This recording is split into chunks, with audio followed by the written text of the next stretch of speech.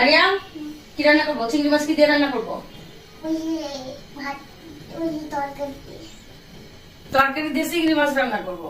তুমি খাবা তরকারি দিয়ে চিংড়ি মাছ রান্না করলে নাকি খালি ভুনা করবো? চিংড়ি মাছ তরকারি দিয়ে বানাবো। এদিকে আসো। হ্যাঁ, কোন বড় মাছগুলো? ও, বড় মাছগুলো ভুনা করবো আর চিংড়ি মাছ তরকারি দিয়ে রান্না করবো। তুমি কি ইলিশ মাছ খাবা? না। তো ইলিশ মাছ আম্মু খাবো, ঠিক আছে? তুমি এখন কি পান্তা ভাত খাবা নাকি নুডলস খাবা? মারিয়াম এখন নুডলস খাবে, ঠিক আছে? তো মারিয়াম নুডলসটা আমি টেবিলে দিয়ে দিচ্ছি, যাও নুডলস খাও। ছোট টেবিল ভাইয়ে দিবে। আসলে কি রান্না করবো কি করবো না আমি কিছুই বুঝে উঠতে পারতেছি না। আজকে কিন্তু বেলা অনেকটা হয়ে গেছে। তো এখানে তো চিচিঙ্গা তো নিছি, সবজি তো লাউ আছে, চিচিঙ্গা আছে, আলু আছে, কিন্তু কি দিয়ে কি রান্না করবো জানি না। তবে এই ইলিশ মাছটা আমি ভাজবো পান্তা ভাত দিয়ে খাওয়ার জন্য।